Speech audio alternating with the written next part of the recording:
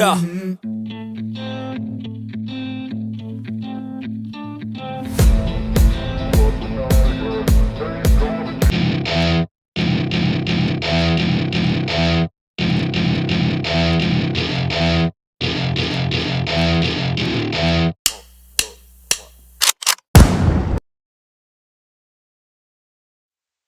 Welcome to Indian fight junkie. Indian fight junkie में आप सभी का स्वागत है। बात कुछ ऐसी है कि बिना नियमों के जो खेल होता है ना, वो कोई खेल होता नहीं है।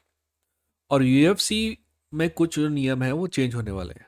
इसलिए नहीं क्योंकि यूएफसी के नियम चेंज होने वाले हैं, बल्कि इसलिए कि एमएमए के रूल्स जो हैं कुछ चेंज होंगे। यूनिफाइड रूल्स में कुछ दो तीन तीन नए सुधार आए हैं, या फिर कहेंगे कि तीन नए चेंजेस आए हैं। बट इससे पहले कि मैं आपको कहूँ कि ये तीन नए चेंजेस हैं, ये हैं वो है, आपको समझना पड़ेगा कि यूनिफाइड रूल जो है सिर्फ नाम की यूनिफाइड है। मोस्टली फाइट 90% फाइट 95% फाइट जो है अमेरिका में होती है। तो हमारा अमेरिका का जो सिस्टम है वो कैसे काम करता है, पहले तो हमें ये समझना होगा। हर स्टेट का अपना एथलेटिक्स कमीशन होता है। उसके बाद जो यूनिफाइड रूल एमएमए के हैं वो उस एथलेटिक्स कमीशन में होता है, उस एथलेटिक्स कमीशन पे डिपेंड करता है कि वो यूनिफाइड रूल को अडॉप्ट करे या फिर अपने ही कोई रूल आपको बताए। इसका एग्जांपल है जैसे कि ये जो रूल्स हैं यूनिफाइड, इवन यूनिफाइड रूल्स जो हैं वो भी जो बॉक्सिंग कमीशन जो पहले के हैं उन्हीं को दे दिया गया है एमएमए का जिम्मा भी। एमएमए के लिए कोई अलग से रूल नहीं बने हुए हैं। तो आपको समझना होगा कि ये जो बॉक्सिंग कमीशन है इन्होंने इन्होंने ही एमएमए के लिए रूल बनाए हैं। अब मैं आपको बताता हूँ एक फ़र्क। टेक्सास में अभी भी ओल्ड ओल्ड बॉक्सिंग का जो रूल है, रिंग जनरलशिप, ठीक है। आपको पहले के ज़माने में समझना होगा कि रिंग जनरलशिप बहुत इंपॉर्टेंट चीज़ होती थी। अगर आप पेस को पुश कर रहे हैं और अगर आप आगे बढ़ रहे हैं ना, तो मतलब वो जजिंग करते समय जो है जजेस उस चीज़ का ध्यान रखते थे कि ये फाइटर लगातार आगे मूव हो रहा था। यानी उसके दिमाग में ये बात है कि ये फाइटर क्योंकि लगातार आगे मूव हो रहा था इसलिए फाइट जीत रहा है, ठीक है। ये बात रेलेवेंट थी तब 1950 से लेकर 1970s तक, आप कह देंगे 1960s तक इवन। क्योंकि मोहम्मद अली के आने के बाद जो है ना, बीब एंड बूब और hunting with the hare and running with the hound, all that nonsense, style जो है वो चेंज हो गया। बॉक्सर जो है पीछे हटते हुए भी फाइट एंडिंग मनूवर कर सकते हैं। एमएमए में आपने देखा, आपने, मैं कौन सी फाइट बताऊं आपको, आप फाइट देखिए फब्रिसियो बर्ड्यूम वर्सेस स्टीफे मियोचिक की। राइट, स्टीफे जो है लगातार पीछे आ रहा है, सॉरी हाथ में बॉटल है, स्टीफे जो है ना लगातार पीछे आ रहा है और वर्डूम उसका पीछा कर रहा है। वहीं पे स्टीफे फट से फाइट एंडिंग पंच मारता है और वर्डूम डाउन। अब एक्चुअल में स्टीफे के पास इतना टाइम था कि वो फाइट एंडिंग मनूवर कर सके, यानी कि उसके दिमाग में वो चीज़ थी, यानी कि एक्चुअल में फाइट वो जीत रहा था। बट अगर बॉक्सिंग के रूल के हिसाब से आते और वो फाइट से पंच के 1 सेकंड पहले खत्म हो जाती और तो नॉकआउट नहीं हुआ है फब्रिसियो बर्ड्यूम, तो फब्रिसियो बर्ड्यूम को जीत मिलती। तो ये चूतियापा जो है ये था टेक्सास में। और इसी का एक जो मेरे ख्याल से Jon Jones versus Dominick Reyes वाली फाइट जो है वही हुई थी। और शायद जॉन जोन्स की जीत का कारण भी यही है कि वो टेक्सास में थी, है ना। वो फाइट मैं फाइट वो 15 बार देख चुका हूँ और हर बार डोमिनिक रेयस ही जीतता है वो फाइट। जॉन जोन्स नहीं जीता वाली फाइट। मैट हैमल वाली फाइट के लिए आप 1000 बार बोले कि मैट हैमल ये और वो, तो जॉन जोन्स आज तक हारा नहीं है ये और वो। बट वो वाली फाइट जॉन जोन्स हारा था। वैसे ही जॉनी हेंड्रिक्स से आपका जीएसपी भी हारा था, वो फाइट भी एक तरफा है। एनीवेज, अब इन रूल्स पे आते हैं, ठीक है ना। वीडियो पता नहीं, मैं आपको नॉलेज देने की कोशिश करूंगा। एंटरटेनिंग तो नहीं बना सकते इसको क्योंकि ये रूल्स हैं, थोड़ी बोरिंग चीज़ है। और मुझे ये भी नहीं पता है कि मैं वीडियो कब रिलीज़ करूंगा, है ना। आज 17 अगस्त है और 17 अगस्त के दिन मैं इसको रिकॉर्ड कर रहा हूँ। बाकी जो मेंबर्स हैं उनको ये वीडियो मिल जाएगा तुरंत, उनका कोई टेंशन नहीं है।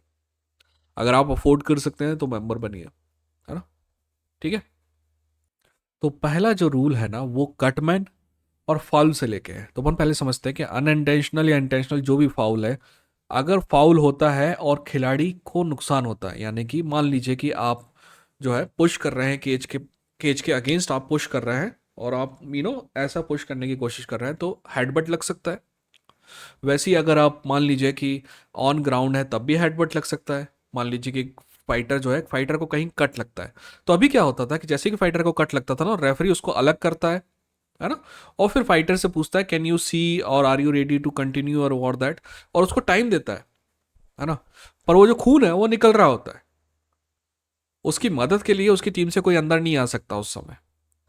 तो कटमैन जो है वो एक्सपर्ट होता है खून रोकने के लिए, और फाइटर्स जो है, फाइटर्स को अलाउ नहीं होता है, सॉरी, फाइटर्स को मतलब कटमैन को अलाउ नहीं होता है कि वो अंदर आ जाए। तो ये जो नया रूल है उसके हिसाब से कि जब अगर आपको कोई फाउल होता है और फाउल के रिजल्टेंट कोई इंजरी होती है, कोई कट लगता है, तो आपको आज़ादी है कि कटमैन को आप अंदर बुला सकते हो। ठीक है ना। So that is the new rule. Sorry, मेरे को इधर देखना पड़ रहा है क्योंकि काम चल रहा है। Anyways, so that is the new rule, है ना, कि कटमैन एंटर कर सकता है। अब चलते हैं दूसरे रूल की तरफ। अब जो दूसरा नियम है उसको थोड़ा ध्यान से समझना। रूल जैसे कि अगर फाइटिंग स्टॉल हो रही है, यानी कि दो लोग चिपक के खड़े हुए हैं एक दूसरे से, कोई कुछ भी नहीं कर रहा है, तो अभी भी राइट है रेफरी को कि दोनों को अलग अलग कर दे। बट अब उस राइट को कोडिफाई कर दिया गया है। कोडिफाई करना कहने का मतलब है कि उसको लीगल अमली जामा पहना दिया गया है, बट थोड़ी सी और चेंज किए गए। अगर रेफरी को ये लगता है कि फाइट जो है एक जगह पे स्टॉल है और प्रोग्रेस नहीं हो रही, मैं समझाऊंगा आपको कि क्या मतलब है दोनों का। ठीक है, एक जगह पे स्टॉल है और प्रोग्रेस नहीं हो रही है, तो उसको अधिकार है कि वो दोनों को उठा के खड़ा करे और अलग अलग करे और बोले कि नाउ फाइट अगेन, है ना।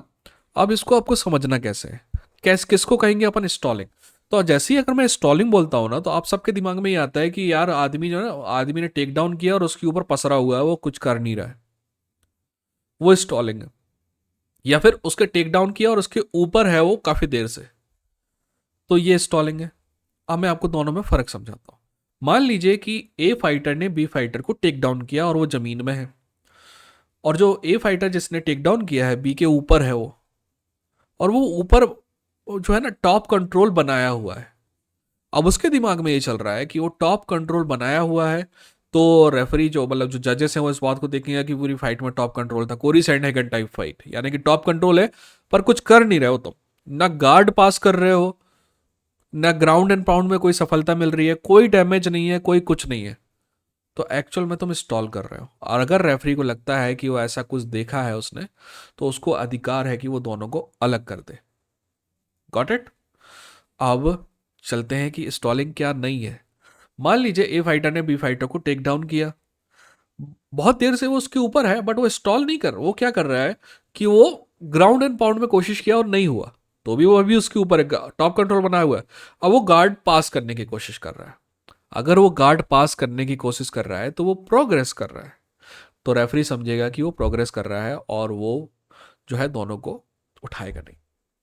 ठीक है ना, समझ में आ गया। अब तीसरे नियम की तरफ चलते हैं। तीसरा नियम आईपॉक से रिलेटेड है। एक सेकंड, एक काम करते हैं, पहले नियम पे वापस चलते हैं जो चेंज हुआ। मैं थोड़ा शायद आपको एक आध कोई चीज़ बताना भूल गया यार। एनीवेज, मेरी गलती है। तो जब मैंने आपको बताया ना कि जैसे ही फाउल होगा तो जो है उनकी टीम, मतलब जो फाउल होगा तो कटमैन आ सकता है। उसके बाद एक और चेंज है कि फाइटर अगर एडवांटेजियस पोजीशन में था जिसने फाउल किया है, यानी बॉटम पे था तो एडवांटेजियस नहीं है, बट अगर टॉप पे था तो एडवांटेजियस है, राइट, है ना। फेस के मतलब फैंस के अगेंस्ट था तो एडवांटेजियस है, बैक टू द फैंस था तो एडवांटेजियस नहीं है। अगर वो एडवांटेजियस पोजीशन में है और उसने फाउल किया है तो उसको वो पोजीशन लूज करनी पड़ेगी। ठीक है ना, ये है।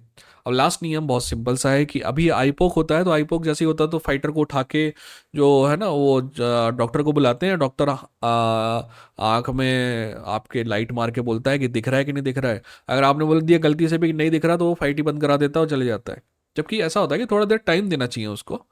तो नया नियम ऐसे ही है कि थोड़ा टाइम दिया जाएगा, और अंदर आपकी टीम जो है वो टॉवल, गर्म टॉवल या फिर पानी वाला टॉवल जो है आपको दे सकती है, जो आप अपनी आंख में लगा सकते हो थोड़ी देर के लिए।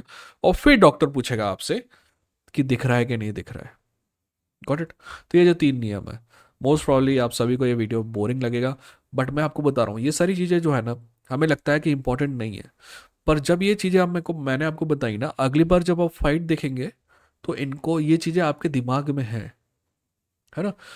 तो आप समझ पाएंगे कि फाइट में हो क्या रहा है। जितनी ज़्यादा इन्फॉर्मेशन होती है ना अपने पास, चीज़ें उतनी बेहतर तरीके से समझ में आती हैं। ठीक है? ये वीडियो मिल जाएगा आपको मोस्ट प्रॉब्ली संडे या मंडे को मिल जाएगा। अब मेरे को समझ में नहीं आ रहा है कि कब रिलीज़ करो इसको। वैसे तो अभी आज थर्सडे है, आज भी रिलीज़ कर सकता हूँ, आज कोई वीडियो शेड्यूल नहीं है, तो मोस्ट प्रॉब्ली अभी कर दूंगा मैं ना। अपना ख्याल रखिए, अपनों का ख्याल रखिए। ये था इंडियन फाइट जंगी, लड़ेंगे, जीतेंगे।